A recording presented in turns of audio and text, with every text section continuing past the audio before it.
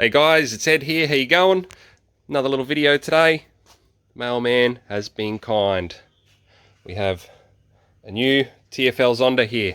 So I just wanted to put together a quick little video of what's in the box, what comes with it, and a little bit of assembly instruction for anyone that's thinking about picking one of these up. I think the factory is in short supply of them at the moment. I did want the white one, but we had to settle for what was there, so the black. Well guys, a quick look over here, what comes with it.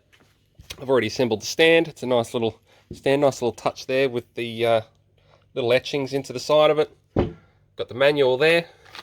A bag of goodies here, looks like the props, radio, some zip ties, the rudder. We've got the rudder linkage that we'll have to get installed. Comes with a little bit of tape as well, so some cheap stuff, which is fine.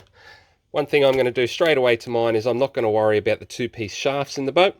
I'm going to be creating some, just using these single flex shaft pieces here, so it makes maintaining the boat a lot easier. Alright guys, let's get into it. I'll get the boat out and we'll have a quick look. Alright guys, have to say it came quite nicely packaged inside 2 cardboard boxes, styrofoam, and now the good old crinkly stuff has to come off. Oh yeah. That's the part we're always looking for. Brand spanker. Yeah, it's a lot more matte black than I was anticipating. But we're going to clean this up.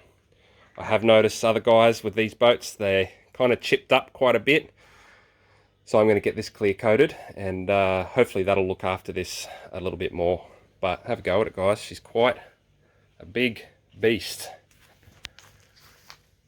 Yeah, there's the 2-piece shafts we're going to look at swapping over. Nice supported struts.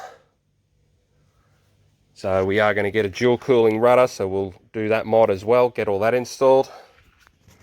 Let's have a look inside her. Oh yeah.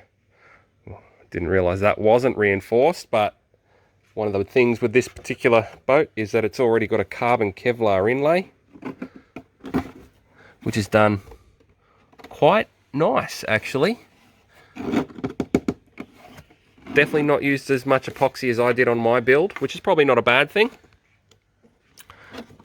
Yeah, that's all epoxied in there. 120 amp ESCs. These are going to be replaced very shortly with twin 180 amp ESCs to Sea Kings. The motors, I think I'm going to run them for now, but I will be swapping these out for a bigger variety also. There we go, those foam pieces do slide up there. They're actually a little bit loose in there. But it's actually very strong, I have to say already. Not much flex in all that. Well, there she is, guys. Very, very, very pleased with that. She looks dope. Get her up here on a stand. Alright, so there she is now on a stand. She looks great. Awesome. It's a good size. It's not too big, it's not too small. I think she's going to be quite a fast boat. So I'm looking forward to this build, guys. I'll document it along the way, and hopefully it gives anyone thinking about picking one of these up a hand, and you can see how it came to what you might want to end up with yourself for one of these. Alright guys, well, I'm going to get into it, and we'll see you on the next part. Cheers.